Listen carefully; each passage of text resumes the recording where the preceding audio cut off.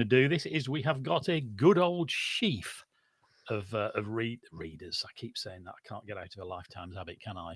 Of green signalers questions about all manner of things to do with the railway, obviously, said he, stating the obvious.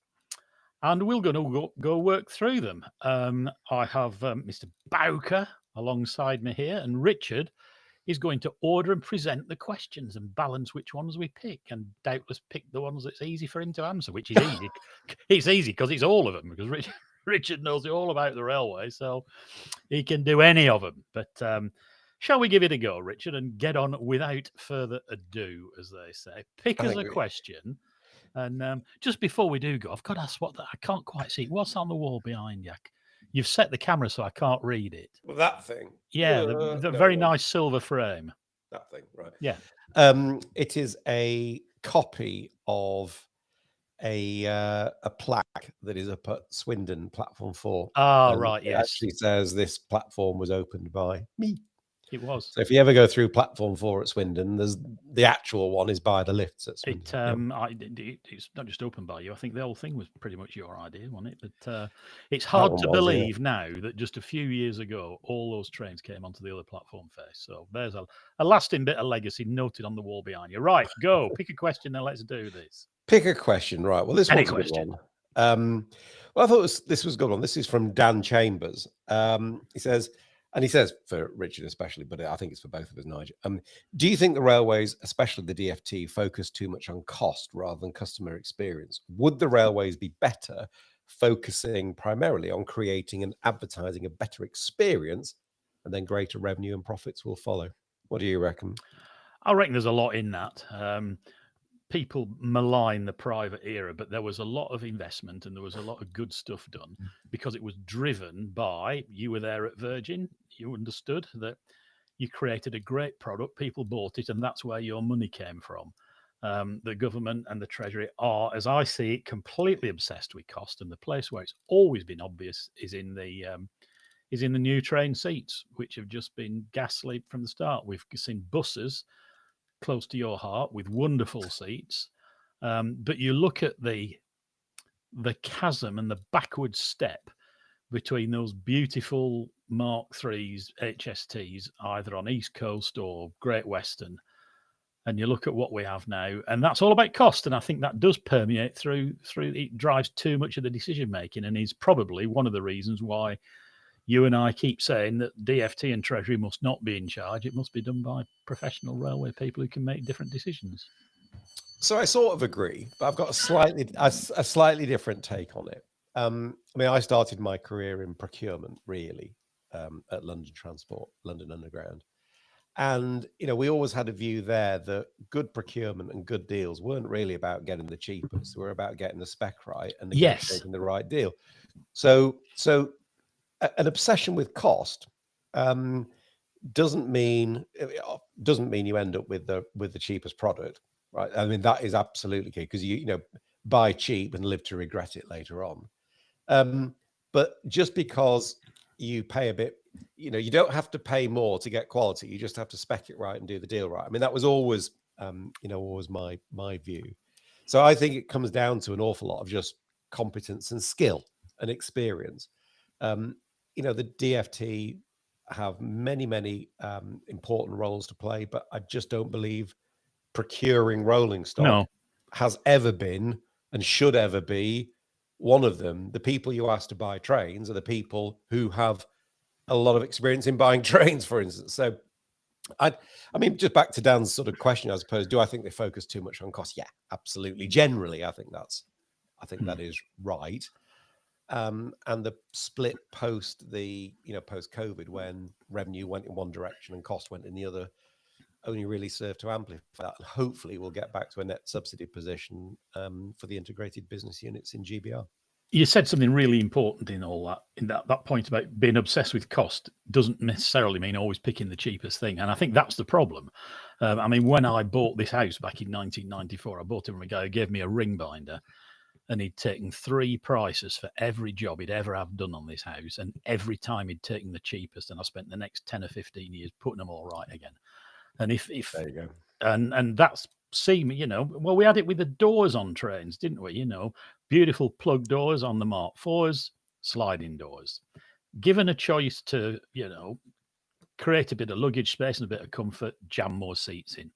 Line them up with the seats? No, line them up with the walls. It's like what the customer will respond to and buy is right at the back of the list of priorities, as I see it.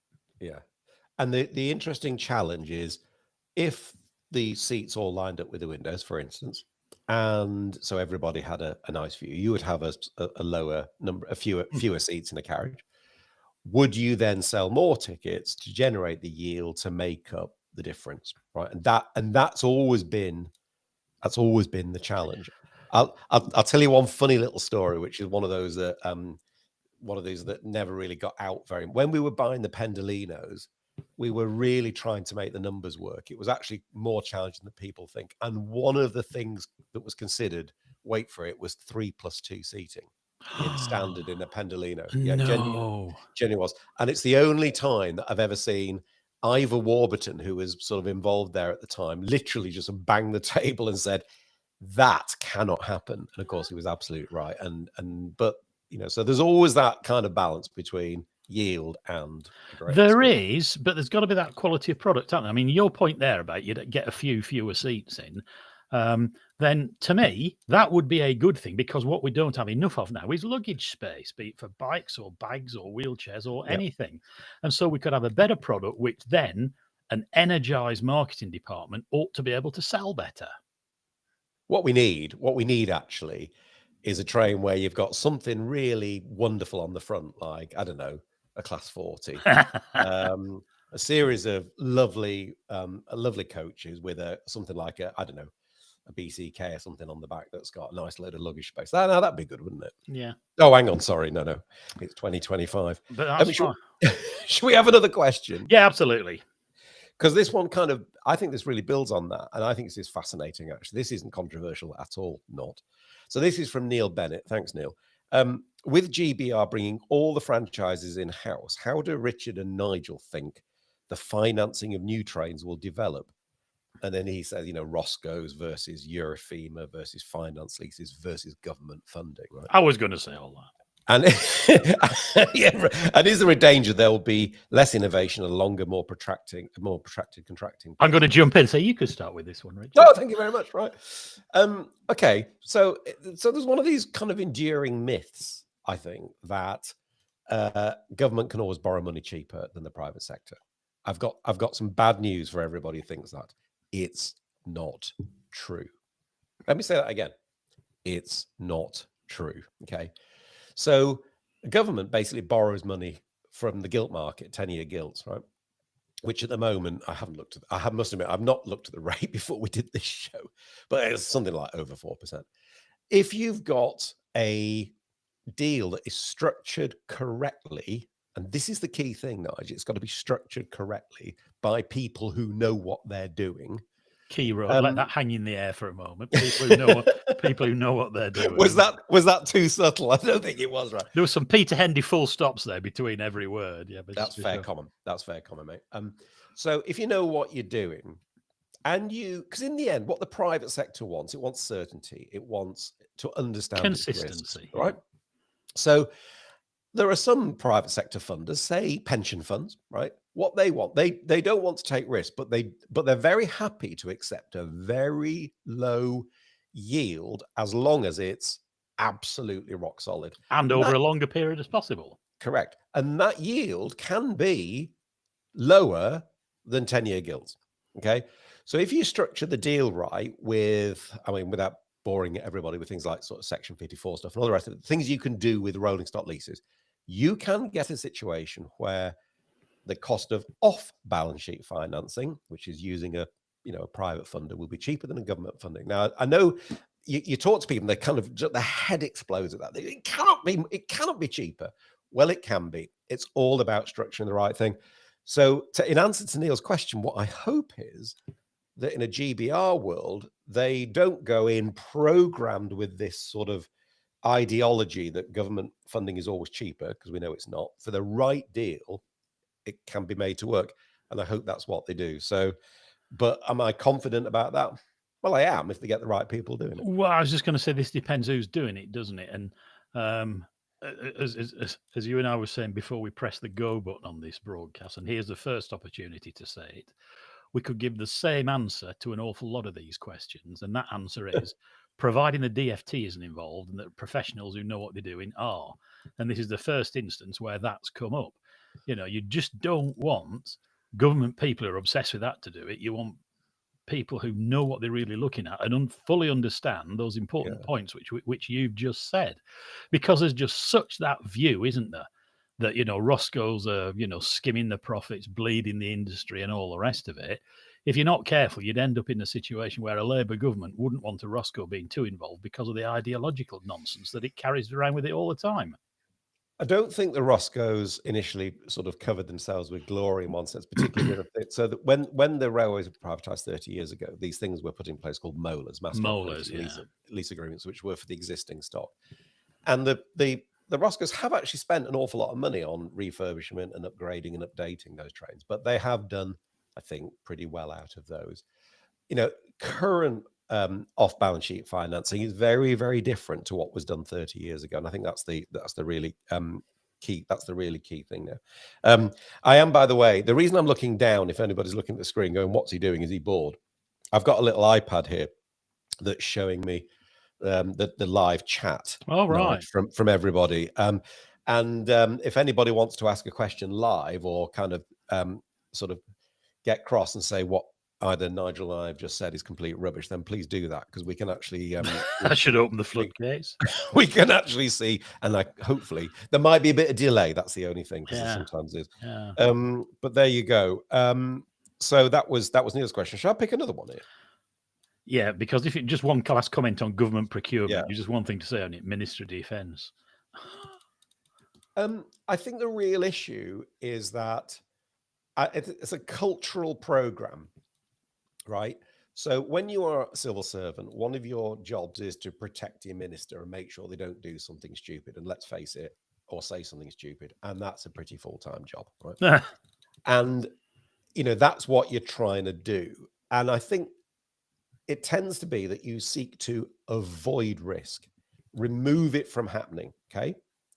But the problem is in commercial stuff, and financing is no different, you cannot avoid risk.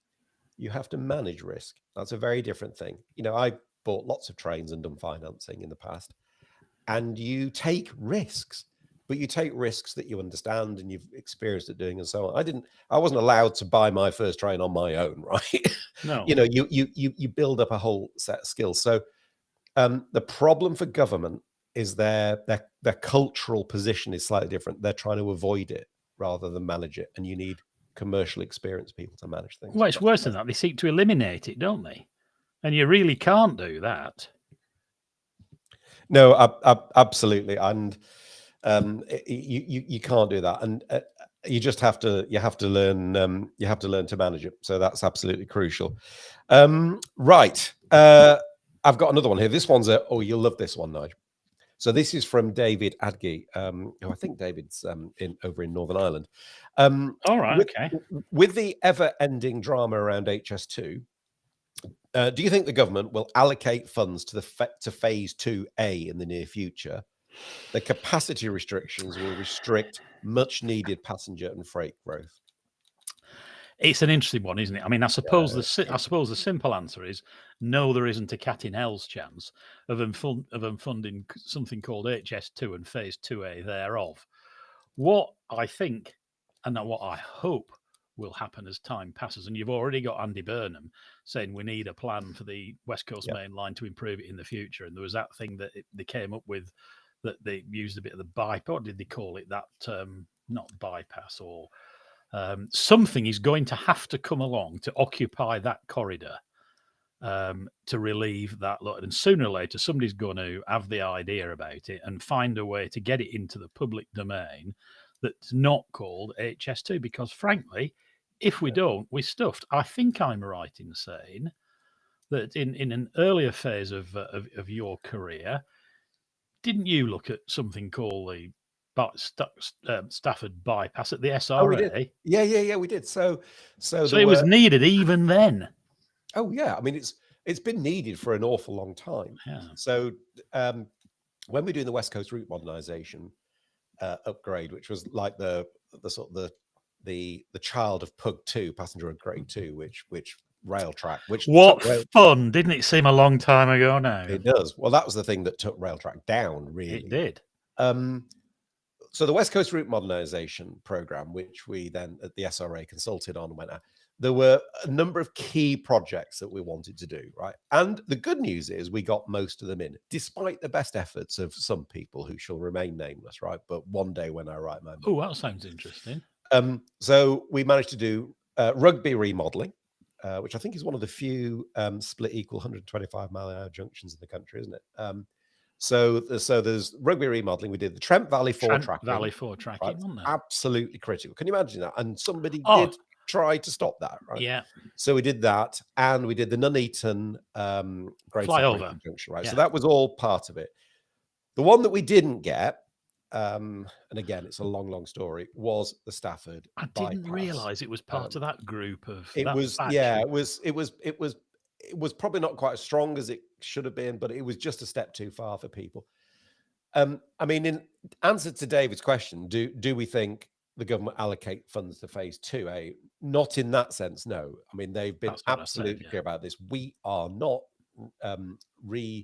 resurrecting phase 2 of HS2, the end, right? Now, does that mean they won't put some money aside for the Andy Burnham, Richard Parker HS2 light thing? I mean, who knows? We don't absolutely know that yet. But if the whole 7 o'clock Manchester to London debacle taught us anything, or evidence anything, is that capacity is at a premium. And even if it's not absolutely about to break today, it will be in 15, 20 years' time. And that's what it takes to get this stuff done. So it is crucial. Yeah. It is crucial, Nigel. I think we're all saying the same thing there. I think we are. And it's, funnily enough, it's actually freight I worry about almost more than anything else. Yeah. Because, you know, freight always seems to end up at the bottom end of the queue. And that's a really bad thing, actually. Actually, a very foolish thing. There's what famous Bob Dylan song on the Desire album, is it Joey? And there's a great line in it about always on the outside, or whatever side there was. Yeah. And that's where freight tends to find itself too often, isn't it? Yeah, no, absolutely. Some good questions, some good comments here, actually. Love the HS2 question and agree totally with Nigel. I've never heard anybody say that before, Nigel. That was G7 CDA. I know, I'm in shock. Thank you. So you're clearly a man of erudite and distinction. So yeah. Simon Pilkinson just said, the Stafford bypass. I recall the late Mr. Baker going on about that. He did, because I used to go on to him about it. Yeah. David Shiraz has said powers to get land for phase 2A expire in February. Yes. Unless government extend them. Key question is, will they extend them? Actually, I mean, you're absolutely right, David. So the powers in the act that exists for phase 2A do expire to acquire land in February. My understanding is they've not actually sold any of the phase 2A lands off, but, you know, government can make the decision anytime between now and whenever it is in February. And there's no evidence that they will, but there's no evidence that they won't either. It's just all a bit silence at the moment. Because if they do, the world will jump on them, saying, "Oh, you're resurrecting HS2," and for reasons we've just discussed, they're not going to do that. But they might find another way at some point later on. No, I agree. One thing I'm just going to say, which has got nothing to do with any railway question, I've just noticed that Drew Travel Word here is having a real go at me, quite rightly too, because you still haven't got your quiz mug from my win in January 2025. What? Yeah, I've got to say, I do apologise for that. I genuinely thought I was pretty much up to date with quiz winners mugs now. So you're just like a year behind. Yeah, I'm slightly mortified by that. We'll go and have anyway, stop getting distracted into that. No, I thought that was important. No, I thought that was important. Okay, right. So here's a good question. Chris Exley, when Great British Railways does finally get settled, do you think that some of the currently outsourced functions should be brought? Let me try and get that in English right. Should be brought back in-house. I'm thinking rolling stock hire and track maintenance here. We oughtn't to let this pass without tipping our collective caps to Chris Exley, who's a regular on the Super Thanks, isn't he? Absolutely. Forever rich. So as are many, but thank you, Chris, and everybody else. We do appreciate it. It's a good one. I was thinking about this. And I suppose you could put up an argument with all those sort of things. But I just scribbled across the bottom, just underneath that, they go and have enough to digest as it is. Yeah. Well, I think that's very fair. So there's a couple of challenges around it. We've talked about Roscoe's, right? I think there is a view in some railway circles that rolling stock bought in from third-party lessors is bad, but in-house is good. I don't subscribe to that at It's a all. bit Animal Farm, isn't it? That? Well, I absolutely subscribe to bad deals are bad deals and good deals are good deals, Yeah. whether they're in or out. So that's crucial. The Pendolino deal, and I'm being slightly sort of self-congratulatory, is a pretty good deal, right? And it stood the test of time. Others have not been so good. So just get the right people to do them, right? That's the key thing. Insourcing maintenance, very interesting question, that, Chris. I think fundamentally the issue is going to be one of cost. Okay, so well, the real challenges for government is going to be how to fund stuff. And if you bring stuff back in-house, there is a cost of that. There's a cheapy transfer issue. There's potential for terms and conditions, and that's become a debate on the table. I think they'll be really cautious, Nigel, about wanting to do anything that could drive cost up. And I think you're right. They'll have enough to digest. Yeah. Oh, here's a good. So this is a good one. This is Thomas Hayward. I'm just going to pick one off the live feed if I can. Oh, discontinuous electrification seems to be all the thing these days in strategic planning. They're going ahead with that in Fife and other parts of the network. Will freight suffer as a result? Yes. Anyway, next question, right? Yeah, I think in some places it does. You're right. I mean, and the problem with this discontinuous thing, right? I kind of get it over the Forth Bridge. I'll bet that is going to be a real challenge. The problem when you do discontinuous electrification is it's back to freight always gets forgotten again, right? So, but either way, you move some complexity from the infrastructure to the rolling stock, right? Yes. Now, whenever I've done rolling stock purchases, trust me, they're complicated enough as pieces of equipment without making them more complicated. You want to wonder why trains take so blooming long to get accepted into service. A lot of it, train management system, control systems, and so on. Please don't make them any more complicated. And when they've actually got to start doing, this bit of, dropping the pan, up in the pan, moving on to GUs. I mean, look at the reliability of some of the trains with GUs, generator units, so engines for others.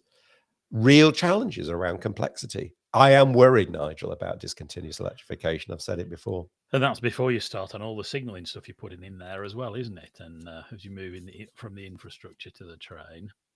Do you remember good old days with Mark 1s when there was a vacuum pipe, a steam pipe, 24-volt electrics, and that's it? Yeah, there were other things about Mark 1s that were maybe less good old days. I'm talking about the complexity of the systems thereon. I'm simplifying and exaggerating. Yeah, true. David Shearer has just made a good point. Transport Scotland stressed that lines on which there is freight should be electrified in the long term. Okay, but not all lines have freight, and there's now, but they could do in the future, and you don't want to create barriers to it.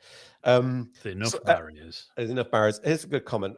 Andrew said, and I just picked up on this one. I happened to see a post early today. I think it was Facebook. Is it right that Class 43s, HSTs, have now been retired from mainline use? Well, no, they're still operating in Scotland. I think he's possibly thinking about Have the Great Western ones gone now then? No, it's this weekend. It's this coming weekend, Saturday the 13th.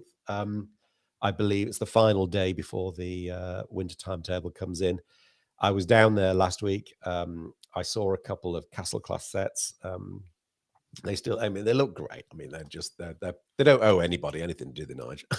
No. And is it 1975 they came along? Because that's a nice 76. 76. It was the summer of 76, wasn't it? Because we had that really hot summer, and then they had.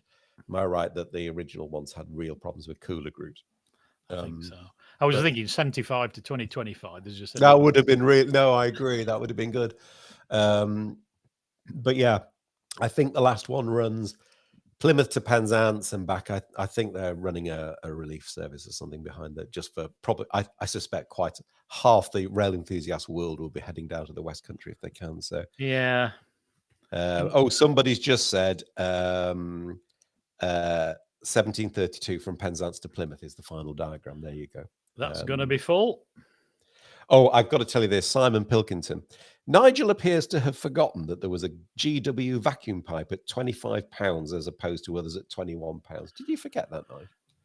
I'm going to be a real smart ass now. Not only did I forget it, it's not £25, it's 25 inches of mercury, which is very, very different. So, Simon, the floor is yours. If you can come back on that, I think that's absolutely superb. That's brilliant. Oh, I've got plenty of experience of that when you're driving at Loughborough and you've had a 25-inch set, and you're up and down pulling the bloody strings on all the carriages to get the brakes. But it's 25 inches, not pounds. Ooh, that's brilliant. Right. Shall I move on to another question? You can. Okay. So this one is from Ross Clark, our good friend. Oh, top link East Coast driver. Absolutely. And somebody else has just said it's inches, not pounds, but there you go, though, right? I know. So yeah, no, I know. Okay. Nigel's enjoying this moment. This is. Oh yes.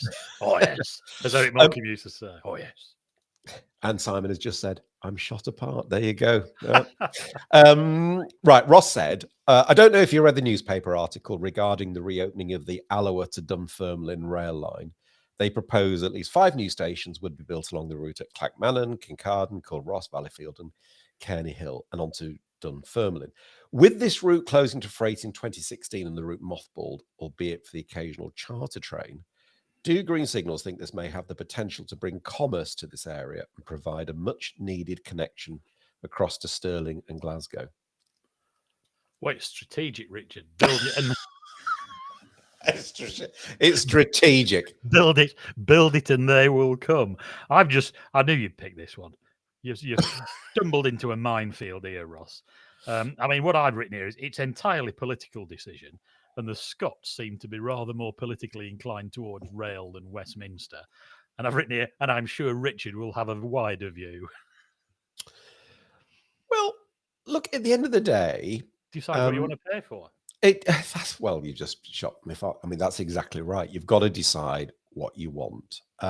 People like me, right, will always say, well, how much is it going to cost and what are the benefits? And those benefits aren't just about the financial ones, because I know Green Signal members know this, right? But it's extraordinary the number of people that don't, who think that people like me only want to do things if they actually make money.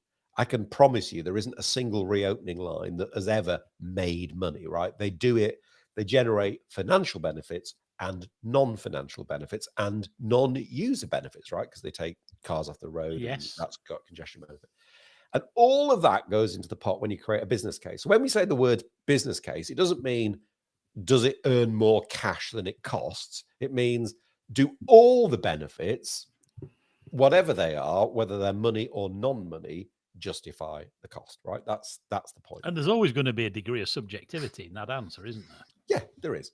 And we've got better at doing it, actually. It used to be very much based on what we call value of time savings, journey time savings, right? Now, more wider social benefits are taken into account. And Transport Scotland have been very much at the forefront of this. You know, they've done some really good stuff around wider economic benefits.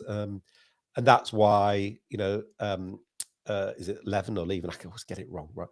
Whichever one that is, I think it's Leven, isn't it? The Levenmouth line.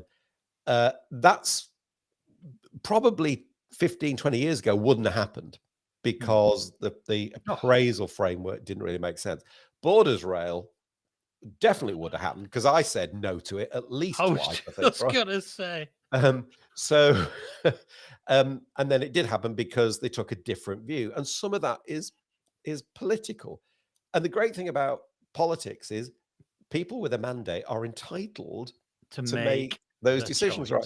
So you come back to this one. I don't know whether the business case stacks up for reopening Alloa Dunfermline. I mean, if you live in Culross, it's a great thing, right?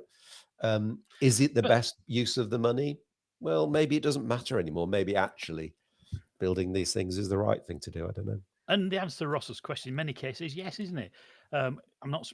I don't know enough about it to agree whether it's much needed or not. But would it provide connection across Stirling to Glasgow? Well, yes, of course it would. Yeah. Would it provide some social and economic benefits? Yes, of course it would. But how much? And what that wider basket of stuff is really important. I mean, would I like to see? Yeah, I mean, railways like that strike me as having a use, and of course, that's got the advantage that Oakhampton had. It's still there. Yes, and I think this one is, isn't it? I didn't realize it is. It's a flying start. You know. Oh, it's a massive start. I mean, it doesn't.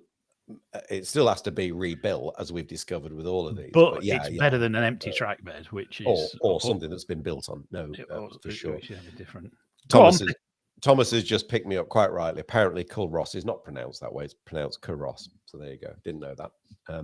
Somebody earlier, I think it was Roy Tate, said prizes for anybody who pronounces a Straven correct. I think it is Straven, isn't it? So it looks like it's spelled Strathaven, but I think it's Straven. So there you go. I got one right, I think, and one badly wrong. Should we pick another question? Yeah, go on. I'm just looking around here. Oh, this is a great one, right? So this is from Malcolm Jarrett. Yeah, got him. Here we are. Is the government's recent announcement that regulated ticket prices will be frozen a smokescreen? I think we know what you think, Malcolm. Right? I believe about half of the fares purchased by quantity or value are unregulated. Some people think the fare structure is too complicated. We must keep the regulated fare offering, so it might be easy to remove some of the more obscure, unregulated bargains. And then he says, if all the TOCs are owned by the government, any element of competition will disappear. What's your thought on fares? It's certainly, is it a smokescreen? Well, it's certainly politics yet again. This was nothing to do with railways and everything to do with politics. An increase foregone doesn't actually cost them any more money in the short term, and it enabled them to present this as a saving to commuters at a time when Rachel Reeves was under the most intense pressure. And it was a nationally political thing, wasn't it? We are freezing rail fares for the first time in 30 years. Well, you know, conveniently forgets, I think it was our old colleague Phil Haig pointed out straight away that for the period that Labour were in power from 2005, it was RPI plus 1% increase every year without fail. So they didn't think this back then, did they? Which is just all politics, and it's what really pisses people off, isn't it? You know, they'll bend the facts and bend the argument, or bend the reality to suit the argument of the time. And it's on a thing like railways, which we all know are very long-term things, which need consistent approaches over many years to get the best out of them. The chopping and changing for political reasons does nothing for anybody, least of all the railways, least of all the taxpayer, and it wastes a lot of money. But, you know, can we get out of this? No, doesn't seem like it. So we had quite a bit of fun and games on this one, didn't we? On this show, we did. And actually, the Department for Transport were very, because there's only wealthy people use trains, isn't that right, Richard? So, yeah, thanks. If you watch the show, you'll know exactly. You'll be in. If you know, you know. If you know, you know. So it does get a little bit complicated. There's no doubt that a fares freeze will help existing passengers, right? I mean, anybody who thinks otherwise is kind of away with. Well, of course it does. And so that's a good thing, right? And we said that. The big question is, will it cause more people to travel? Okay. So there is a thing called elasticity of demand, price elasticity of demand. And it's a very simple concept that becomes very complicated when you try and work it all out. So the concept is if you drop the price of something, the demand will go up. And things that are relatively inelastic behave differently to things that are relatively elastic.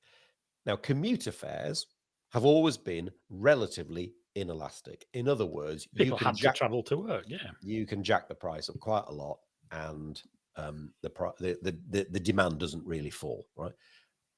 That's why regulated fares were brought in. But it's interesting how they stimulate demand is a really interesting thing. Now, when we look at fares outside of London, so in the sort of obviously outside of London, the southeast.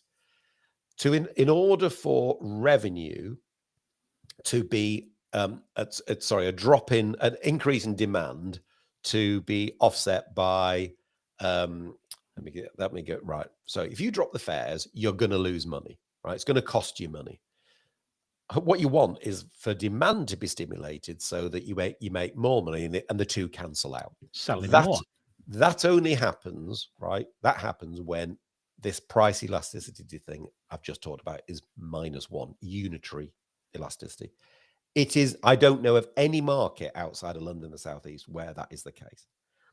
And the department were very open about it and said, yeah, we accept it's going to cost us some money, right? And that is why there's 145 million in the Treasury's budget for this initiative next year. It is going to see some more people travel, but it is still going to cost money. We're back to... And it's okay for them to make that decision. It's what they're there to do. It's a political decision. Yeah. Now, Malcolm's question is, so is it a smokescreen? Well, I don't think it's a smokescreen. It was it's politics, just they've just taken the decision that's going to cost some money, and that's absolutely fine. He's absolutely right that it only applies to about half the fares are regulated and the other half are unregulated. But that was the really interesting thing about the department's press release. They said, we think this will save up to £600 million. And you asked them how they calculated that. And they said, we assumed that unregulated fares will largely follow regulated ones. In other words, they'll track them, they'll kind of stay a bit frozen as well. And it is important, that relationship, because there is a thing called cross-price elasticity demand. So, right. So, I mean, a good example of that. Welcome to your economics lesson. Well, no, it's a good...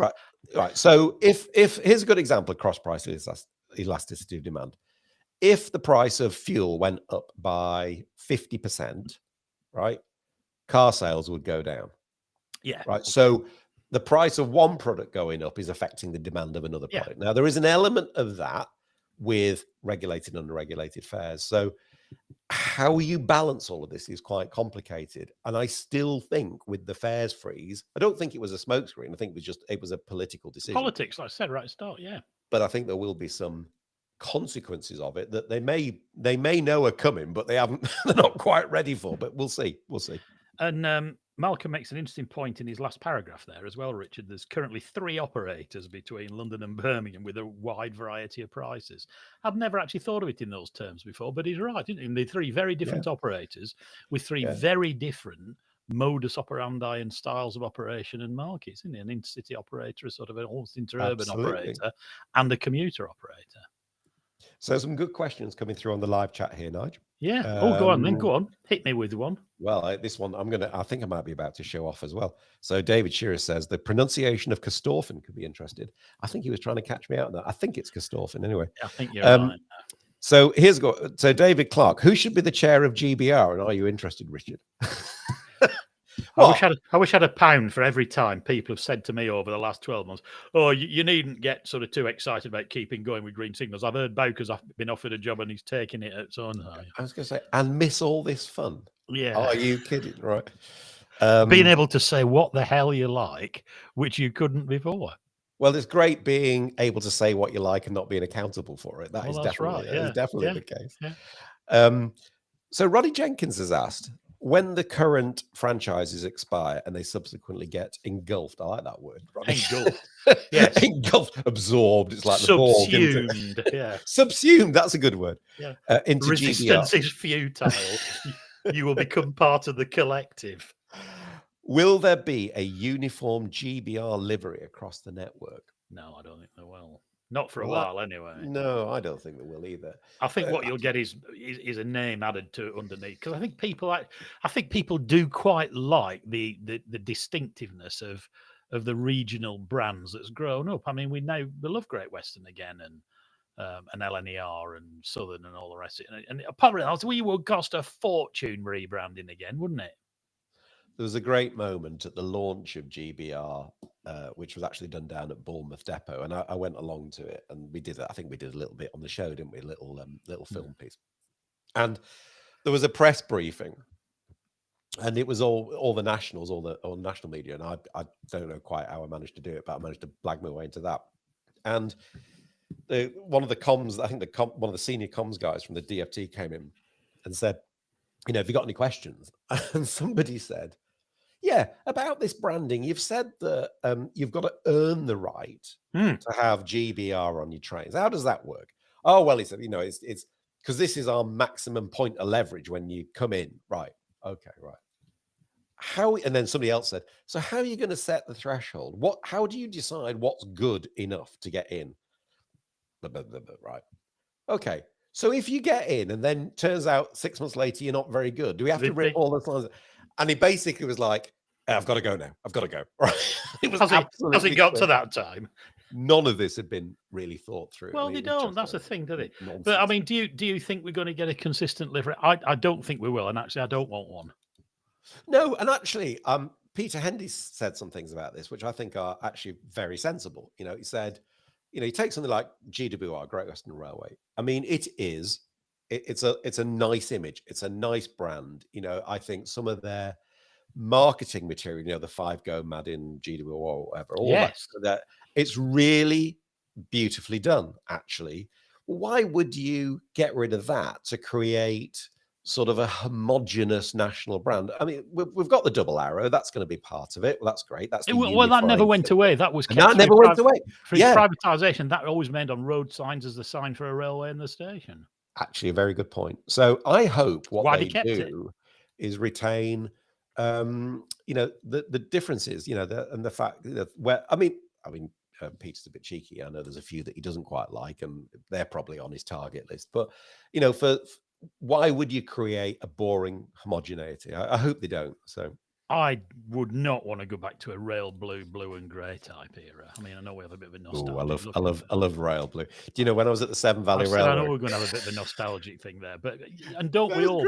But everywhere where it was just the same, it was just tedious. I thought so, even at the time. Yeah.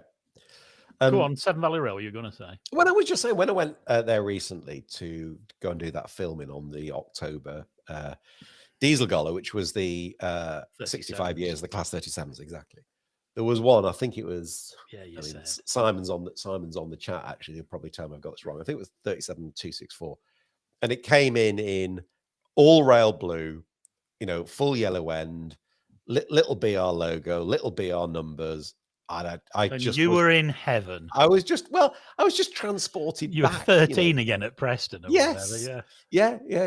Watching that come out of Strand Road on the tanks. Yeah. Oh, yeah. Anyway, there you go. With men in the middle of the road with flags to control the traffic. I remember. So someone's just said it did take 9 years to change from green to blue-grey. The last loco was in 1976. Which was the last loco? Was that 4106 then? Because I seem to remember D200 was green, wasn't it? Yes, it was, but it was repainted at Toten later. I've got a feeling. Somebody tell us, right? Simon Pilkington just said 37264 indeed, and then he said something I can't repeat. But I think 4106 was one of the very last green locos. Is that Atlantic Conveyor? Is that? It is now, yes, and it's now back at that's one of the Class 40 Preservation Society's locos. But I'm pretty certain it was the last mainline green machine. But somebody will no doubt put me right if that's not correct.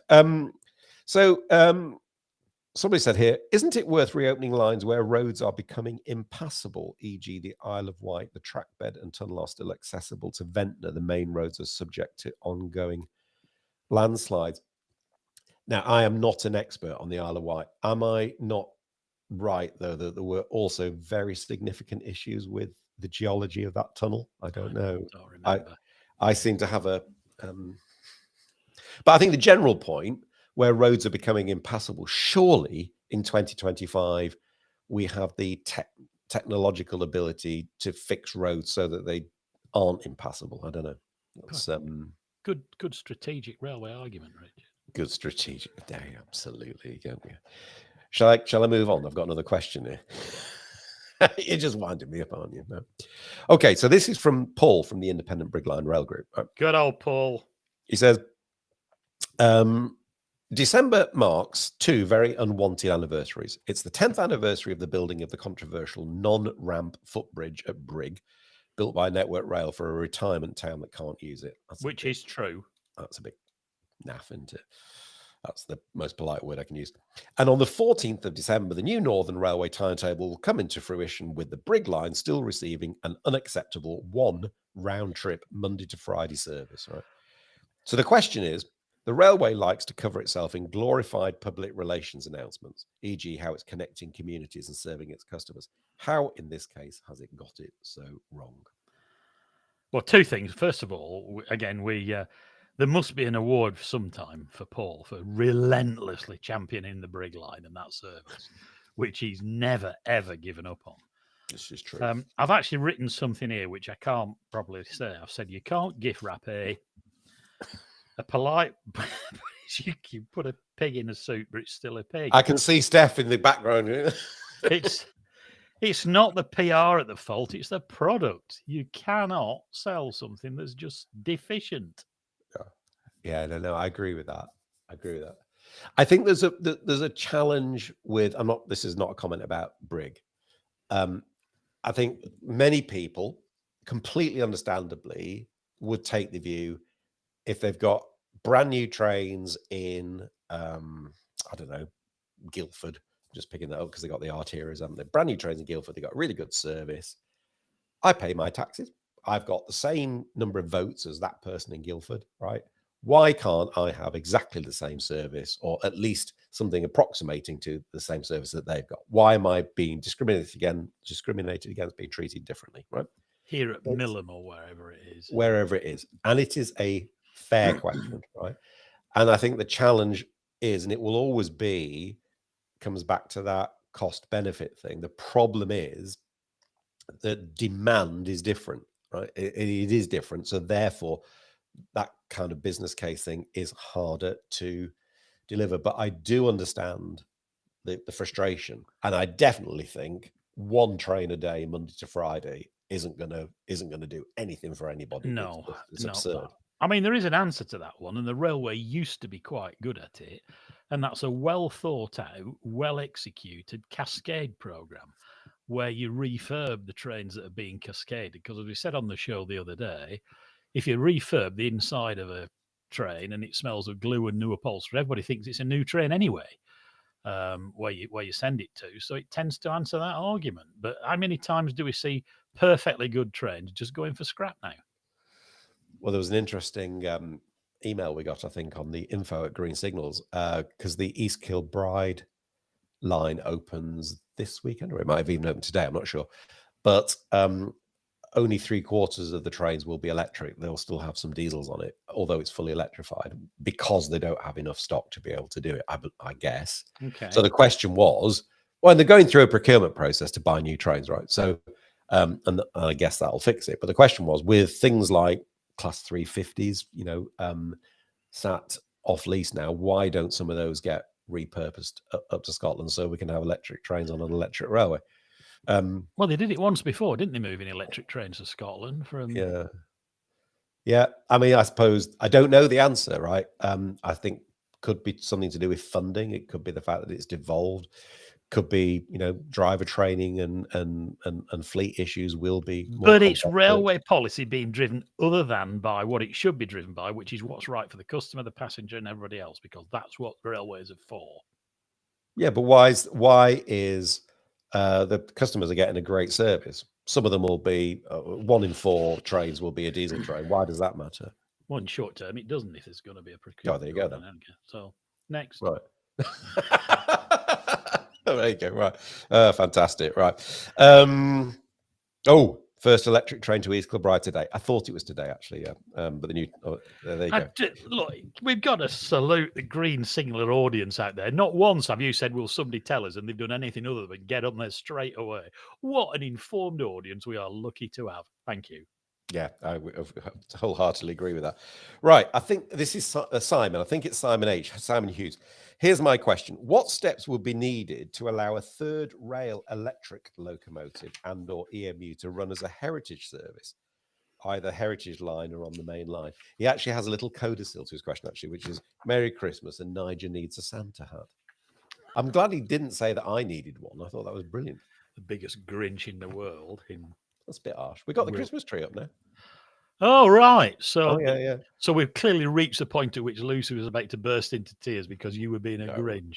No, I think we reached the point where Madeline pointed out that if we didn't buy it this weekend, they'd all be gone. And then everybody would burst into tears. So I think that's why we've ended up getting it. So there you go. Tidings of comfort and joy. Right. Okay. Right. So third rail electric. Well, I don't think anybody really likes third rail in terms of, well, generally there's a, it's not a popular thing, right? I genuinely can't see anybody ever being allowed to put it down on a heritage line. Can you? No, there's been talk about it for a while, hasn't there? There's. Where? I think I'm just about to tell you. Oh, right. I'm agog. There's been pub talk for many years about Haywards Heath, hasn't there, from Horsted Keynes, the Ardingly branch. Oh, is that right? Okay.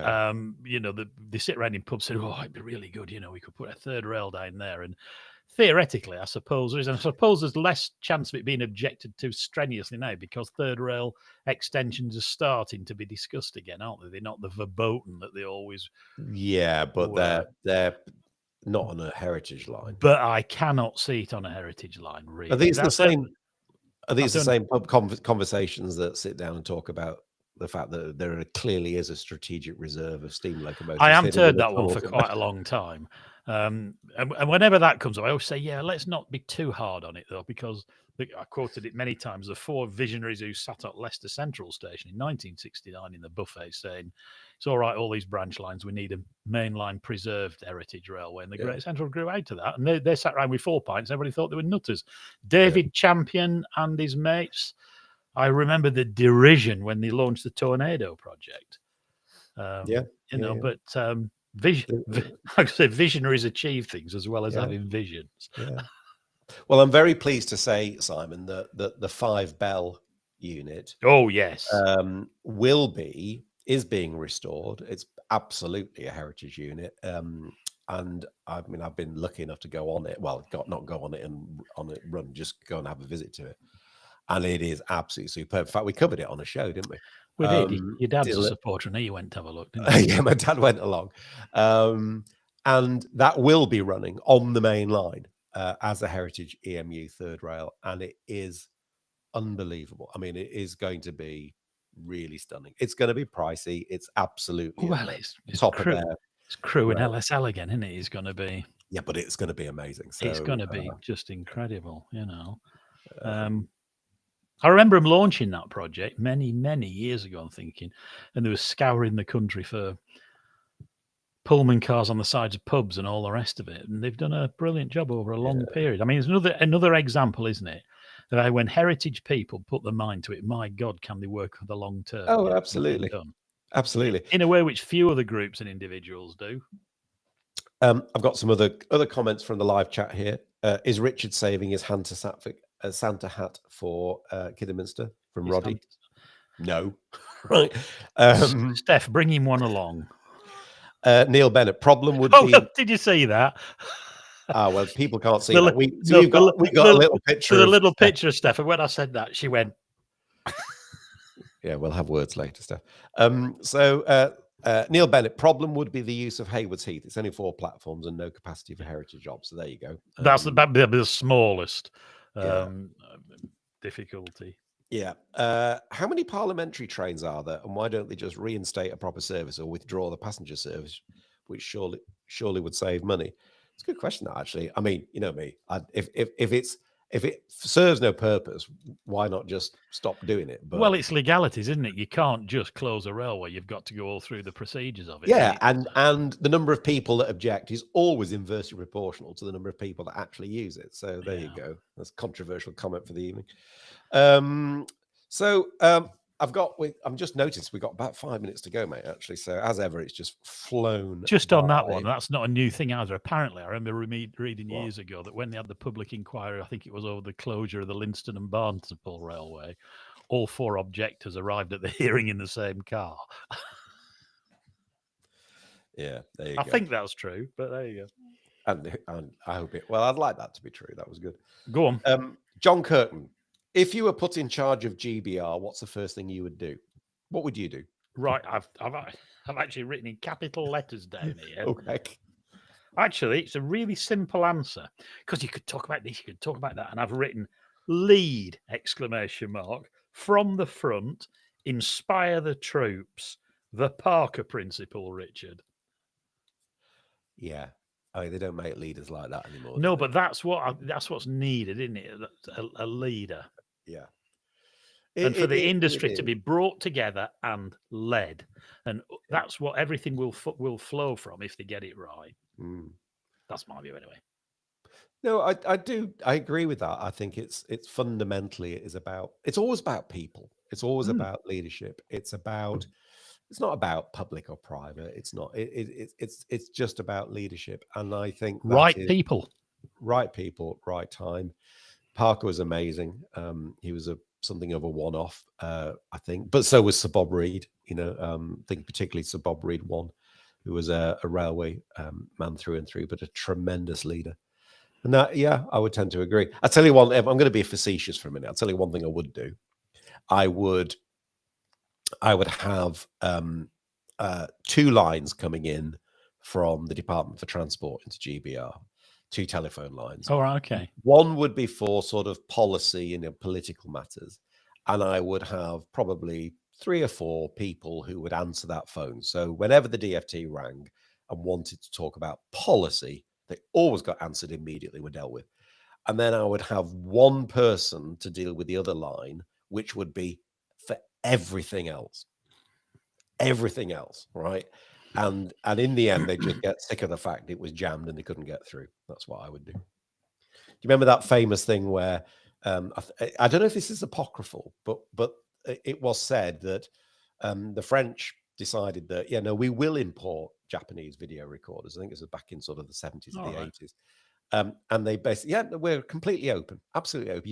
You can bring as many Japanese video recorders into France as you like. It was basically one person at Orly Airport had to write down the serial number of absolutely everyone that came in. So guess what happened, right? I'd apply the same principle. There you go. A warehouse full of Betamax recorders that nobody wanted. Superb. Well, we're coming close to the end of the time. I've got one question here from Will Tucker. This is a good question. What is, or seemingly is not, happening with starting regular passenger services on the East-West Rail between Oxford and Bletchley, as was promised by the end of 2025? Yeah, we've dealt with this, haven't we? Built a railway. We talked about it on the show. You get government ministers banging on about how important it is to the arc between down there and all the rest of it, and then contrive not to use it. I know. I think there's more to this. I think there's issues around. We talked about it, didn't we? About driver only, and we know what it is. But you know, there's some good people trying to fix it. So I hope it's not an easy one, isn't it? Because you've got a situation where the union's not going to give up without winning, and the government can't let them. Because if that argument was won, then what happens to the rest of Chiltern? It's madness. Well, and the rest of the railway. No, it is a tricky one. It is a really tricky one. It's just a really bad advert. I mean, we seem to be scoring lots of own goals at the moment. So, you know, the 7 o'clock Manchester to London.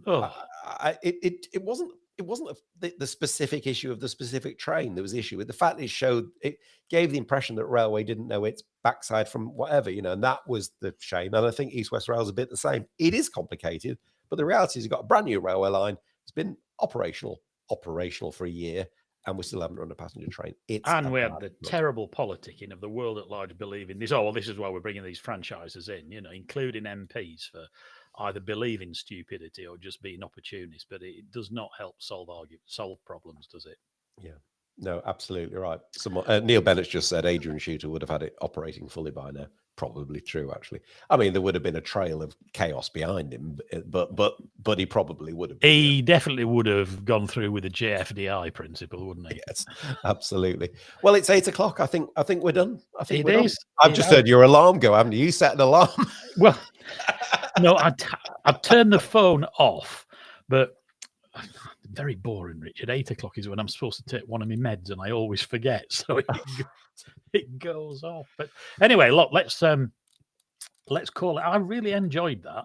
Yeah, they're getting really really good. I mean, we had a good old selection of questions which came in advance. So thank you to everybody who took the trouble to do that, and thanks to Stef for collating them all and giving us a script for you to work your way through.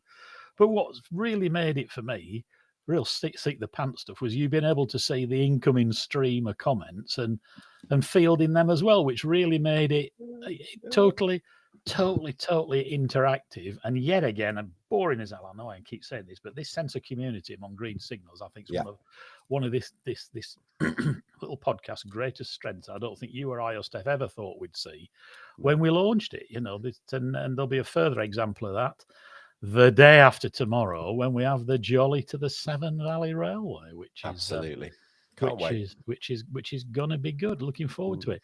So look, thanks for your questions. Thanks for your input on the on Richard's rolling scrolling list of comments and stuff. Thanks for not finding too much wrong that what we said and all that sort of thing. We will be doing it again. Please make sure you continue to join in and tune into the regular show every Thursday lunchtime, which will always be free. And there's all the opportunities there to join on Patreon and YouTube for the members scheme. And we look forward to your continuing support. Delighted to say, as the year draws to a hand, I think we're nearly at 21,000 subscribers on YouTube. And are we over 3 million views yet now? I think we are. Well over 3 million views since we launched. And that is humbling and touching for all of us. So thanks for your support. And let's continue building this wonderful thing. Having a great time talking about trends, and let Richard keep on saying what the hell he wants without fear or favour of having to be held to account for it, other than by the law of the land. And I think we can do that. Indeed. Have a great evening. Go and pop a cork, pull a ring, whatever you want to do. Good night.